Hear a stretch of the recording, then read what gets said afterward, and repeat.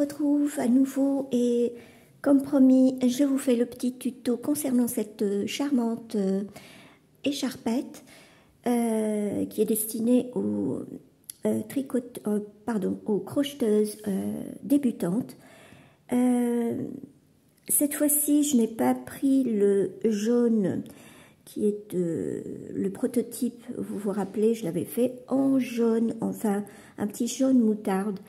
Mais cette fois-ci, j'ai pris un petit mérino, 60% mérino, 40 cachemire. C'est une pelote qui m'en restait d'il y a très très longtemps. Elle est vraiment d'une grande douceur, c'est pour ça que je l'ai choisie. Il me restait une pelote solitaire restée d'un modèle que j'avais crocheté pour une cliente il y a peut-être 4-5 ans, je ne me souviens plus. Donc, et je l'ai choisi pourquoi? Parce que c'est un fil assez fin, il est presque lace. Alors, je pourrais dire, parce que là, j'ai plus l'étiquette, hein, comme vous voyez, mais je crois me rappeler que c'est 300, je crois que c'est au moins 300 mètres au 50 grammes. Voilà, comme je vous l'ai déjà expliqué, quand on crochette, ce n'est pas comme quand on tricote. Le crochet, il a une double maille. Si vous voulez, quand on fait une bride, on a au moins 2 tours de jeté. Donc, ça donne une texture un peu épaisse par rapport au tricot, qui est simplement, on tricote avec un seul fil. Donc, la texture est plus fine. Et si j'avais pris une fingering ou une déca, j'aurais été embêtée parce que la texture ne sera plus aussi fluide que ce que vous avez vu lors du prototype, enfin quand je vous ai montré la première fois mon prototype moutarde. L'aspect était plutôt léger, plutôt comme un foulard, quoi. Donc nous allons commencer. Alors je vous suggère de prendre un crochet numéro 3,5 et on va commencer tout de suite. Donc je vous répète, ce tutoriel n'est pas fait pour des crocheteuses qui ont de la bouteille dans le crochet, parce que c'est vraiment un modèle basique qui va donner une petite satisfaction aux débutantes, crocheteuses débutantes, mais il n'est pas fait pour apprendre à crocheter. Vous allez voir, je vais utiliser des mailles vraiment basiques, mais ce n'est pas fait, ce n'est pas un tutoriel pour apprendre le crochet, mais c'est pour des crocheteuses qui ont appris à crocheter, mais qui voudraient faire des modèles un petit peu pas trop difficiles pour commencer. Voilà. Et donc, on va commencer. Je vais vous montrer plein de petites astuces que moi je fais au crochet. Donc, pour commencer, vous allez prendre comme ça votre fil. Vous allez mettre votre crochet en dessous, vous allez twister le fil de cette manière et prendre un jeté et le passer à travers la première boucle. Et là, pour moi, je considère que c'est une maille déjà, parce que je vais vous le dire, si jamais vous tirez dessus et que vous considérez que vous devez commencer par un nœud et puis après crocheter les premières mailles, ici, vous allez avoir un petit toucher, vous allez avoir une petite boule, vous sentirez une petite boule. Et vraiment, ce n'est pas très esthétiquement, bon, vous n'y verrez pas grand-chose esthétiquement, mais je veux dire, vous le sentirez, d'autant plus que vous allez porter ça autour du cou. Donc moi, je ne fais pas de nœud, je fais simplement la première maille comme ceci. Et vous allez tricoter 2 autres mailles. Voilà.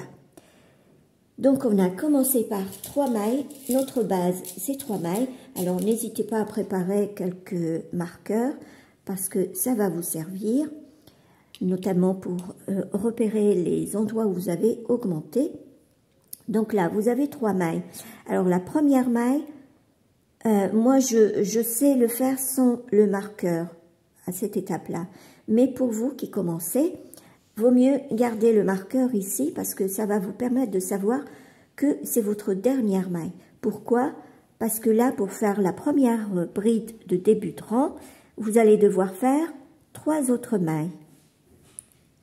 Voilà. Et donc, comme on va faire deux augmentations sur cette même maille, donc la première, c'en est une qui va être la prolongation de cette maille-là, mais on va crocheter dedans deux brides. Une bride et deux brides.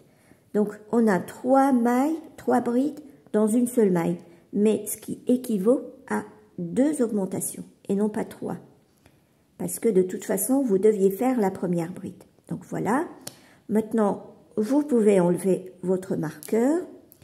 Et là, vous allez crocheter une bride de plus au milieu, c'est-à-dire sur la maille du milieu, la deuxième maille. Et puis, vous allez crocheter trois brides dans la dernière. Voilà. Une, deux et trois.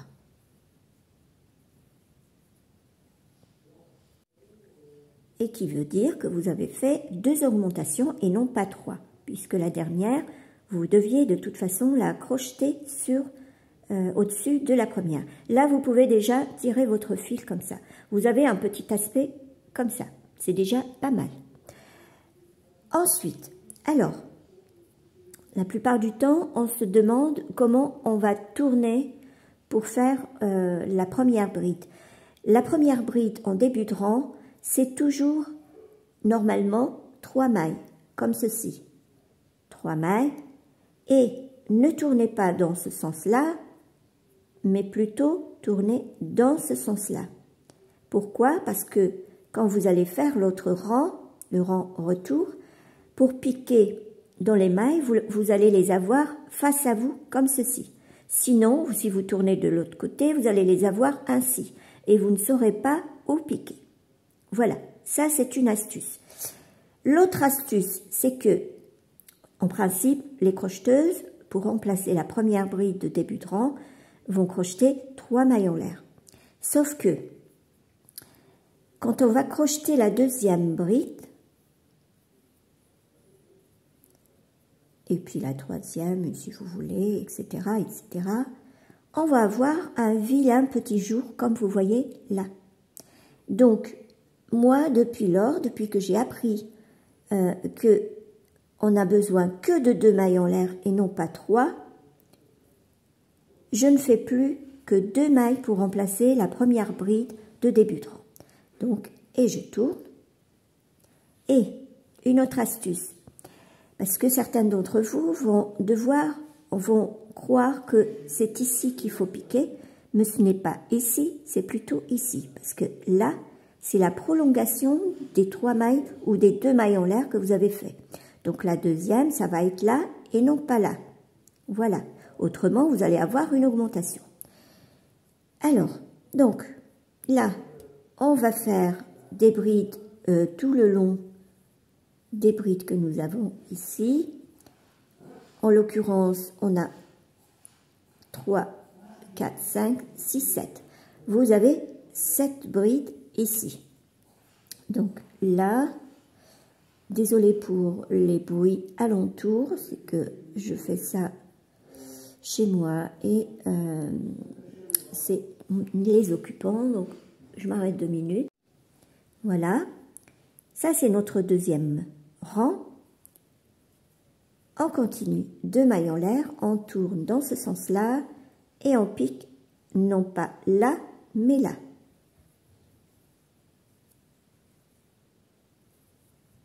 Voilà, donc là on a fait notre troisième rang.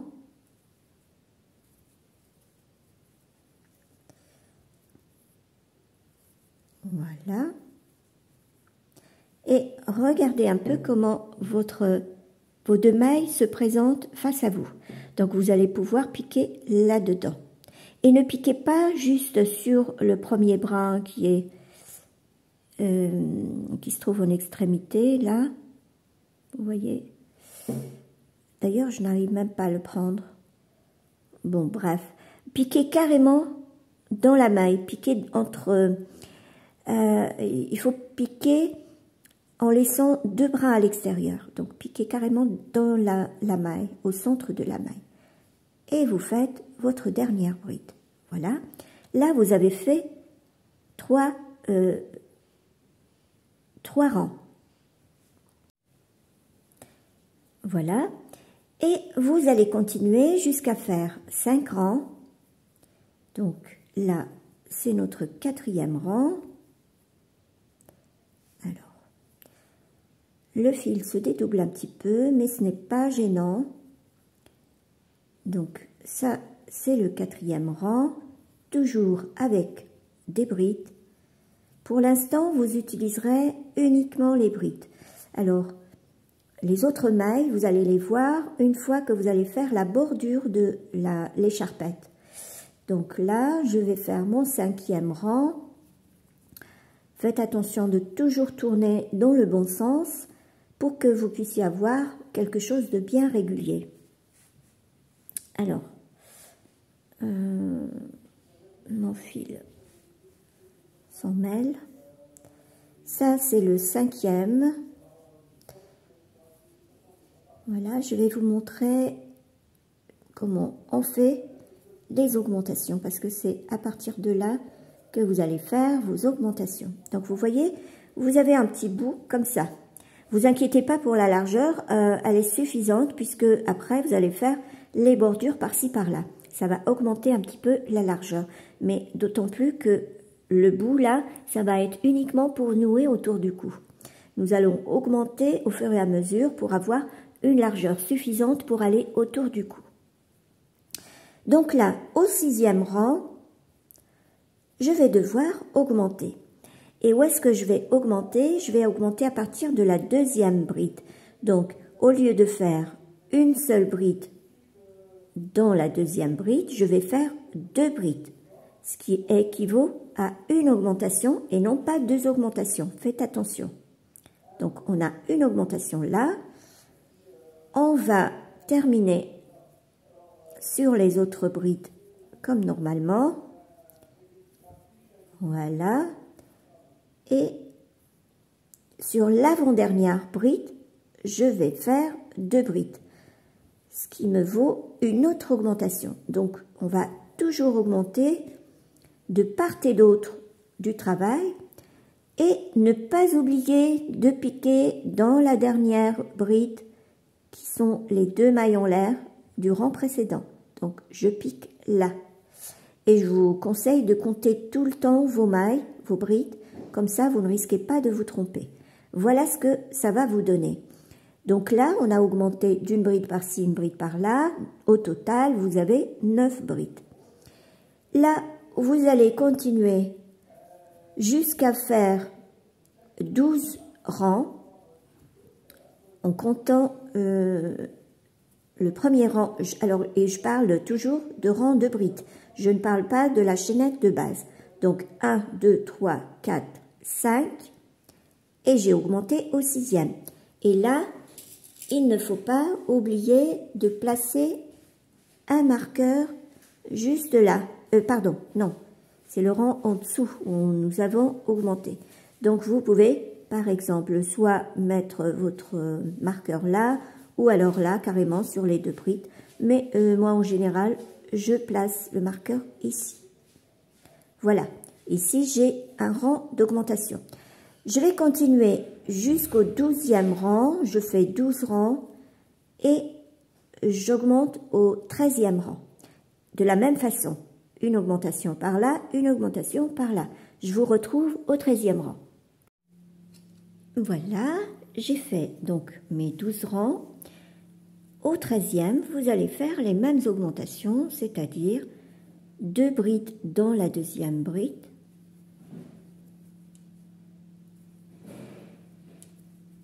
Vous continuez normalement sur les autres brides et vous allez faire 2 brides dans l'avant-dernière bride.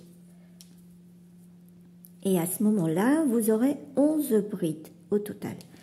Donc, je n'hésiterai pas à réitérer mon conseil, comptez vos rangs. Comptez vos rangs et comptez vos nombres de brides. Parce que la régularité de votre écharpette dépend de ces 2 critères. Donc, vous voyez, mon écharpette, elle se déroule très bien. Et là, je viens de me gourer, donc en parlant, j'ai oublié de faire mon augmentation. Voilà, sur l'avant-dernière bride. Et je fais ma dernière bride sur les 2 mailles en l'air du rang précédent. Voilà. Et je n'oublie pas, alors attendez, je vais prendre plutôt comme ça. Je n'oublie pas de placer mon marqueur pour dire que c'est ici que j'ai fait les deuxièmes augmentations. Donc vous voyez là. Et donc, vous allez continuer ainsi. On va de nouveau augmenter de la même façon au 18e rang. Donc là, je vous laisse tricoter jusqu'au 18e rang et je vous retrouve à nouveau. Tada! J'ai vachement progressé. Donc comme je vous le disais, on a augmenté une première fois ici, on a 7 brides. Une deuxième fois, ça nous fait 9 brides. Une troisième fois au 18e rang et nous avons 11 brides. À partir de là, vous allez crocheter toujours uniformément tout le long. Tout le long. Là, je n'ai pas augmenté, c'est juste pour marquer le milieu de mon ouvrage. Et donc, je continue, je continue, je continue. Et je crois qu'il me fallait encore... Là, je suis au 24e rang à partir du milieu.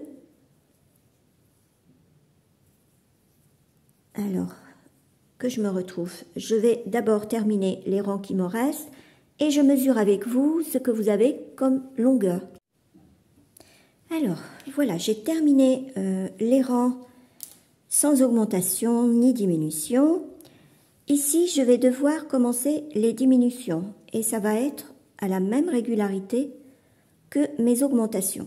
Donc, que je vous dise un peu combien j'ai crocheté jusqu'au milieu. Alors, le milieu, j'ai placé un marqueur entre 2 rangs. Le milieu de mon ouvrage se trouve là. Le total de mes rangs sans modification, c'est-à-dire après la dernière augmentation, j'ai 56 rangs. Si je compte jusqu'au bout, j'ai 74 rangs. Donc, moi, j'ai commencé à compter, donc j'ai compté 56 rangs. À partir de là, je fais 56 rangs, jusque là, et je vais commencer les diminutions. Alors, juste pour savoir, je mesure avec vous la longueur que vous devez obtenir. Des fois que vous utilisez un autre fil, vous devez avoir, alors ici, et ça c'est avant blocage, donc le fil, ne le tondez pas trop, sans tension du fil, voilà, je m'arrête là, j'ai 43,5 après le rang d'augmentation, 43 cm et demi. Donc, de l'autre côté, je vais avoir 43 cm et demi et je vais commencer mes diminutions. Si vous voulez savoir la pointe ou les petits rubans qui vont vous permettre de nouer votre écharpe, on va compter à partir du dernier rang d'augmentation et nous avons à peu près 15 cm et demi. Voilà, ça c'est à savoir au cas où vous utilisez d'autres outils, un crochet plus fin ou plus gros ou je ne sais quoi, un autre fil plus gros ou plus fin, c'est comme vous voulez. Et donc là, ma prochaine diminution, ce sera sur le rang 57. Et donc, je fais mes 2 mailles en l'air comme avant, je tourne, alors je crois que je suis mal prise là, je refais 1 et 2 et je tourne. Et là, je ne pique pas là-dedans puisque c'est la première bride, je pique là et je vais faire une diminution, c'est-à-dire que je vais crocheter les 2 brides ensemble. Donc, je pique sur la deuxième maille et je ne termine pas ma bride, je garde 2 brins sur le crochet, je fais un jeté pour faire la troisième bride et je ne la termine pas non plus. Voilà, j'aurai 3 brins sur mon crochet. Et là, je fais un jeté et je tricote toutes les mailles. Enfin, tous les bras ensemble. Voilà. Et donc, du coup, je continue en faisant des brides jusqu'à avoir jusqu'à 3 mailles de la fin du rang. 3 brides de la fin du rang. Pourquoi? Parce que nous allons faire également une diminution à ce niveau-là. Et ici, comme vous avez fait 2 brides ensemble, ça n'équivaut pas à 2 brides diminuées, mais une seule bride de diminuée. Donc là, je compte bien les 2 mailles, là, l'avant-dernière bride et la deuxième avant-dernière bride. Et là, je vais faire 2 brides ensemble. Donc, la première, je ne termine pas ma bride, et un jeté pour faire la deuxième. Et là, je crochette les 3 ensemble. Voilà. Et je n'oublie pas, bien sûr, de faire ma dernière bride ainsi. Voilà. Là, les diminutions ne sont pas très apparentes, mais vous pouvez aisément les voir au fur et à mesure que vous avancez. Par contre, je vous conseille de nouveau de placer un marqueur sur ce rond-là pour dire que c'est là que vous avez fait vos premières diminutions. Et vous allez voir ici l'écart qu'il y a entre la dernière et l'avant-dernière ligne d'augmentation. Nous avons 1, 2, 3, 4 rangs. Donc là, je vais faire 4 rangs et je fais ma prochaine ligne de diminution. Donc, et là, vous allez avoir normalement 9 brides. Donc 3 brides, 4, 5, 6, 7, alors attendez, je la refais, 7, 8, alors qu'est-ce que j'ai... Ah non, oui, après, c'est 13 brides plutôt que 11 brides. Je dis des fois des bêtises. Donc là, on a piqué dans la bride de diminution et on termine par la dernière bride. Donc là, on avait ici 13 brides et non pas 11 brides. Maintenant, on a 11 brides. Pourquoi 11 brides? Vous allez voir, là, c'est 5, ensuite, c'est 7, ensuite, c'est 9. Alors, non. Là, c'est 7, puisque on avait 3 plus 2 augmentations. Oui, 2 augmentations par là et par là. Ça fait 7. Ouh là là, je m'embrouille un petit peu. On a 7, ensuite on a 9, ensuite on a 11 et ensuite on a 13. Et donc là, on aboutit à 11 brides comme on a fait nos premières diminutions. Donc là, je fais mes 4 rangs avant la prochaine double diminution. Et voilà. Donc, après le dernier rang de diminution, j'ai fait 1, 2, 3 et 4. Et là, je refais mes prochaines diminutions. Donc, toujours de la même façon. Donc, 2 brides tricotées ensemble en début de rang et 2 brides tricotées ensemble en fin de rang. Je vais quand même faire avec vous ce rang jusqu'au bout.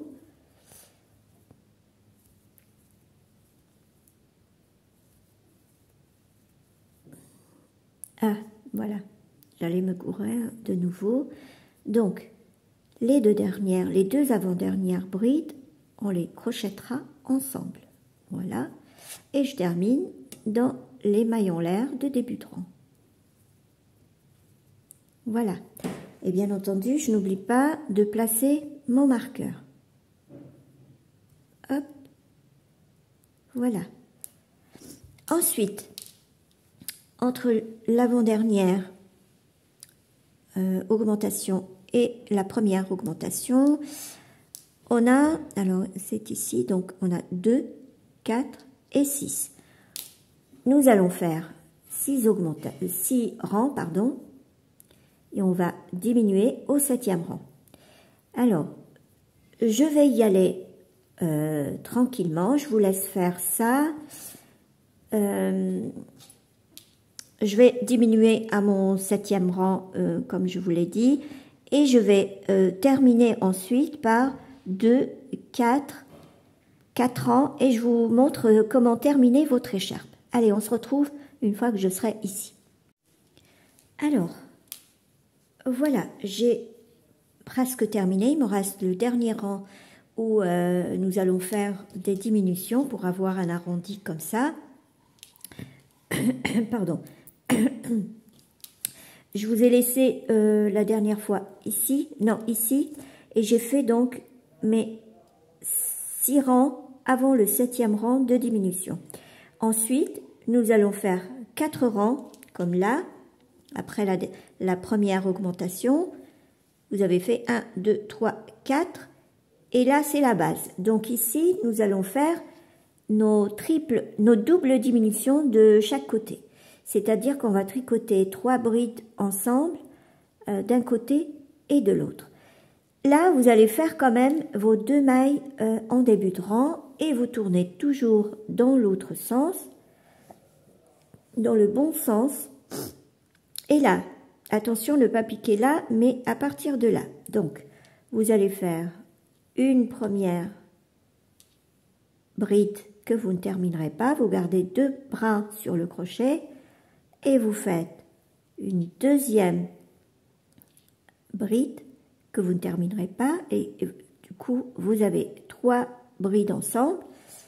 Et là, vous tirez votre fil à travers les 3 brins. Ensuite, vous allez faire la bride centrale et les 3 dernières brides, vous allez les crocheter ensemble. Donc, la première, la deuxième et la troisième qui va être dans les 3 brides de début de rang précédent. Donc, au milieu, hop, voilà. Et je fais un jeté, je passe à travers les 4 bras. Voilà. Là, j'ai terminé mon écharpette. Vous voyez que c'est pareil. C'est la même épaisseur par-ci que par-là. Maintenant, il va nous falloir faire le pourtour de l'écharpette pour donner un joli... une jolie finition à votre écharpe, parce que là, elle est basique, elle est, c'est le, si vous voulez, le squelette de votre écharpette. Sur le modèle précédent, j'avais terminé par une noppe par là et une noppe ici. Alors, une fois terminé comme ça, je vais faire une maille en l'air, je vais tourner et je vais faire une maille coulée, la deuxième maille coulée qui va être dans la maille centrale, et c'est là où je vais faire ma noppe. Alors, vous pouvez la faire aussi grosse que vous voulez. Par exemple, si vous faites des triples diminutions, des quadruples, vous allez avoir quelque chose de volumineux, etc. Moi, je vais la faire juste avec des brides. Donc, je fais 2 mailles en l'air, je pique dans la même maille, je fais ma première bride, deuxième bride, troisième bride, quatrième bride, qui ne sont pas terminées, hein, cinquième bride, sixième bride, septième bride et neuvième bride.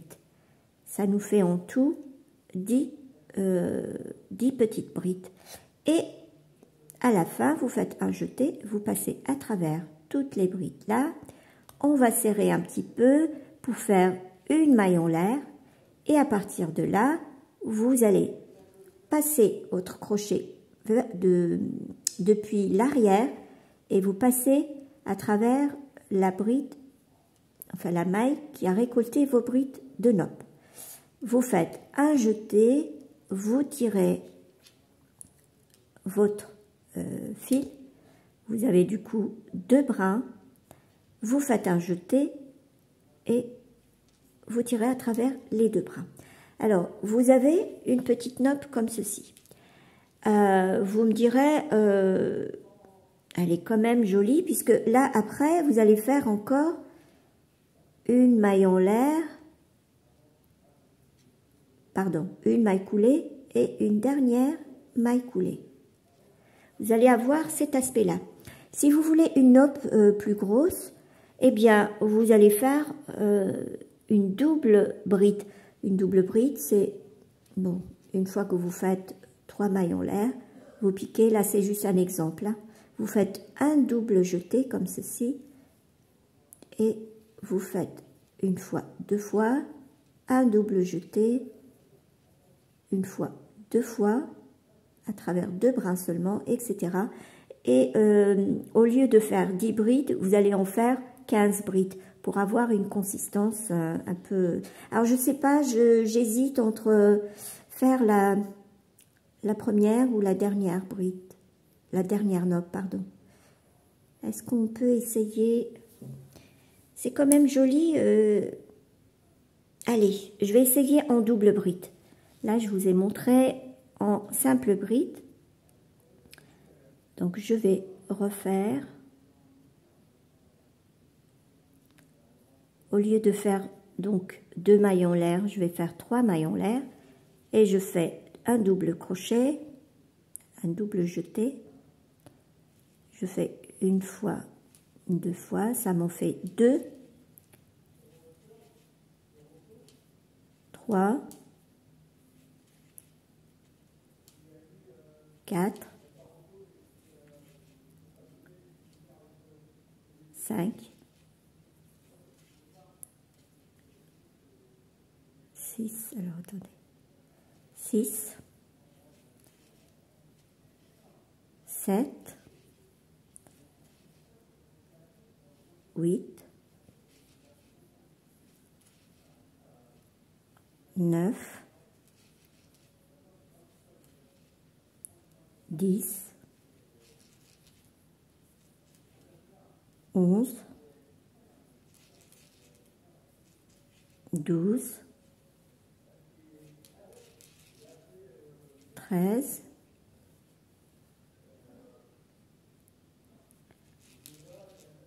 14,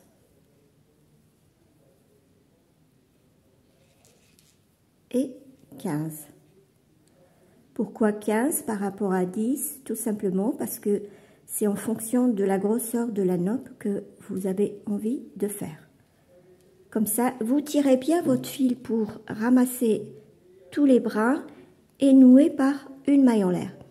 À partir de là, eh bien, vous passez à travers, par derrière. Alors, regardez, par derrière et on passe par devant. Je fais un jeté et je tire devant, un jeté et je passe à travers les 2 bras. Voilà, on a notre nopp qui est un petit peu ratatinée comme ceci. Et ma foi, je trouve qu'elle est plus imposante, je trouve que c'est plus joli en grosse nopp. Dites-moi en commentaire ce que vous en pensez. Et si vous n'aimez pas, n'hésitez pas à faire avec des simples brides. Ce sera tout aussi joli et ce sera original. Voilà. Donc du coup, on va terminer par des mailles en l'air, pardon, des mailles coulées sur les 2 dernières brides. Hop, hop, voilà. Et vous allez du coup commencer à faire la finition sur les bordures. Alors, sur l'une de mes écharpettes, j'avais commencé à faire des mailles serrées. C'est-à-dire, je fais une maille en l'air et je fais 1, 2, dans le creux que forment les brides d'extrémité. je repique dans la suivante, l'arceau suivant si vous voulez, ainsi de suite, comme ceci, hop, toujours par deux, hop.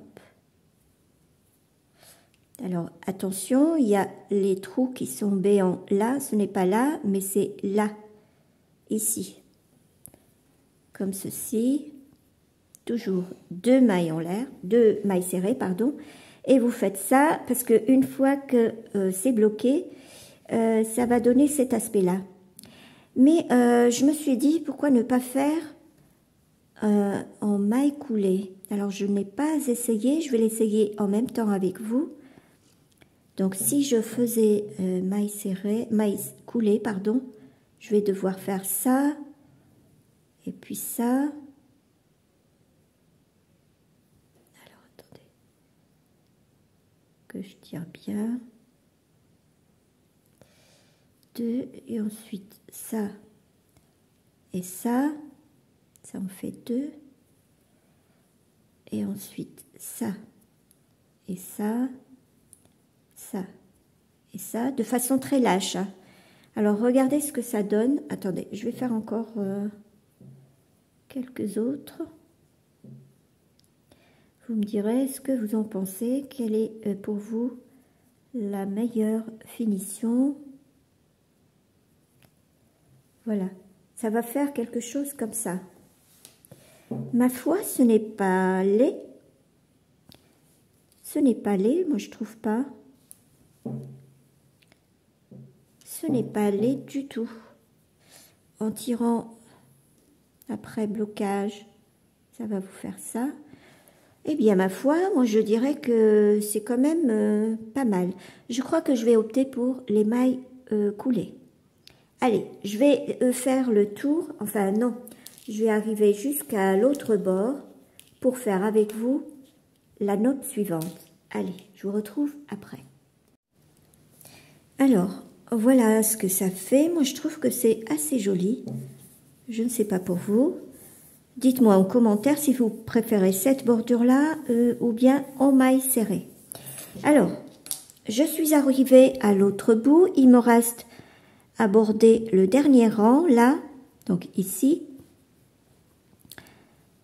Je termine toujours par... D'ailleurs, j'avais commencé... Alors, attendez. J'avais commencé la première, je l'avais déjà plantée, ma maille coulée. Bah non, j'avais fait mes deux mailles coulées, finalement.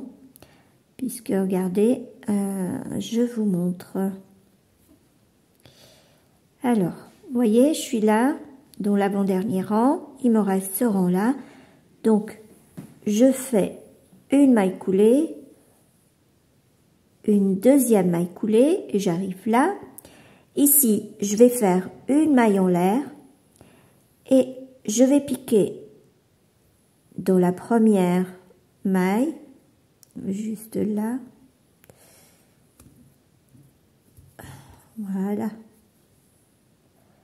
Je vais faire une première maille coulée, je vais piquer dans la deuxième maille, ce sont les premières mailles chaînettes qu'on avait fait au départ, et je fais une maille coulée. Ensuite, alors, je crois que j'ai piqué dans une, mais ce n'est pas grave, ce n'est pas grave du tout. Alors, c'est là, bon. Parce que je n'ai pas une bonne visibilité, ou alors je devrais... Ah ben oui, la première c'est là. Je dis des bêtises. Une maille coulée, une deuxième maille coulée, la maille coulée centrale, et c'est là où je vais faire ma nope. Je vais faire la même nope que j'ai fait de l'autre côté, mais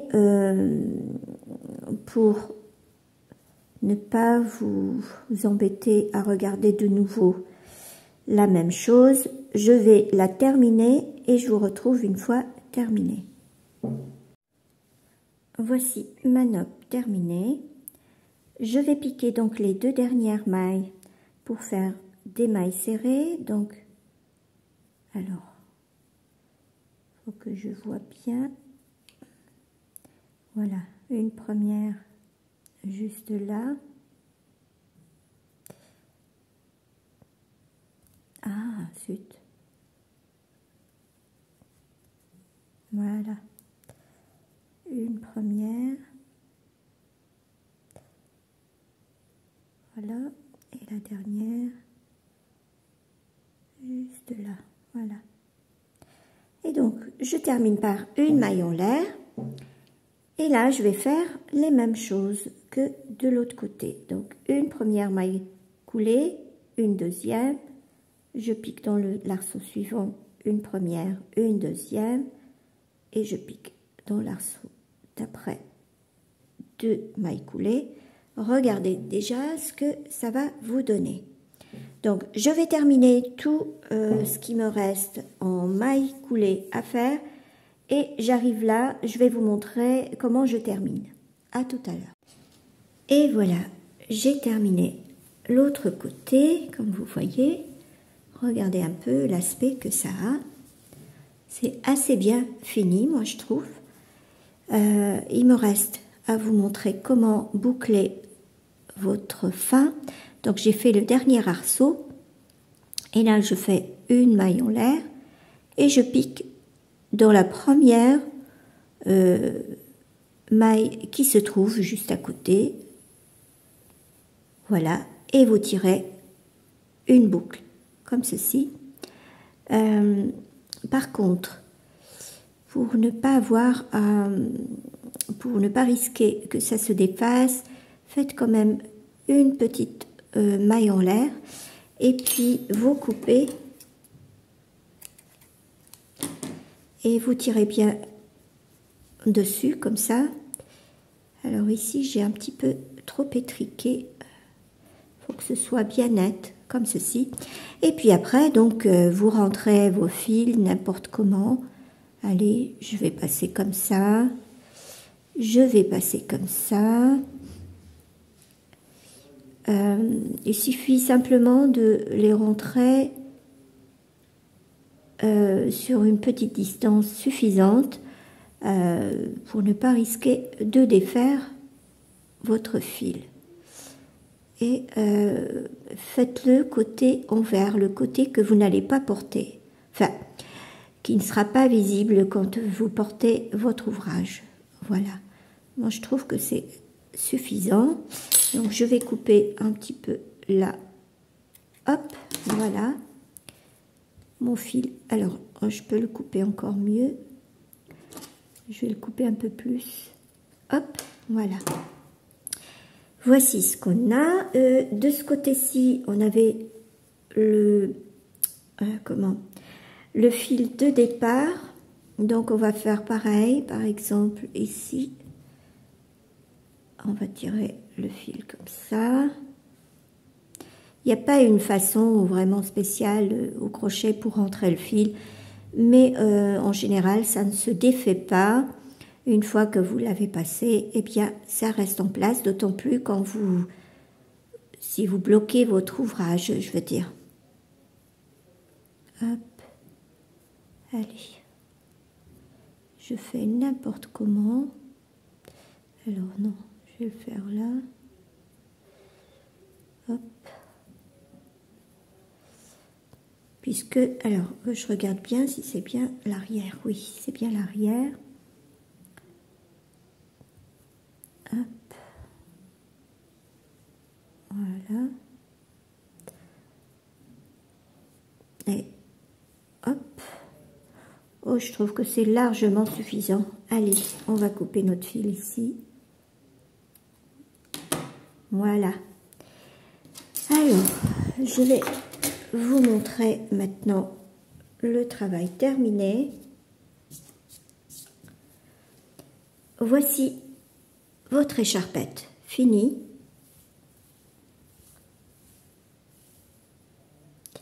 Elle a la longueur suffisante pour aller autour de votre cou. et elle va s'allonger un peu plus au blocage, comme c'est de la laine.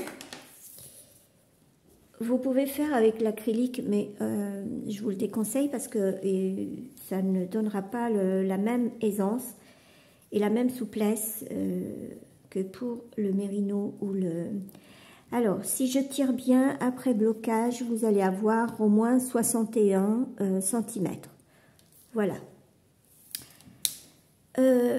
Moi, j'aime bien ranger mes trucs à nouer autour du cou, ainsi que je place dans mon tiroir. Voilà. Comme ceci. Et voilà. Une très jolie écharpette. Je vais la bloquer. Je vous ferai peut-être aussi des photos avec celle-ci, bien que j'ai fait la même avec le même fil. Mais la finition de bordure est différente. Mais celle-ci, je ne sais pas ce que ça va donner. Moi, je pense que ça va être très joli. Allez, je vous dis sur ce, si vous avez aimé le tutoriel, n'hésitez pas à mettre un j'aime et vous abonner si vous ne l'êtes pas déjà. Allez, à bientôt.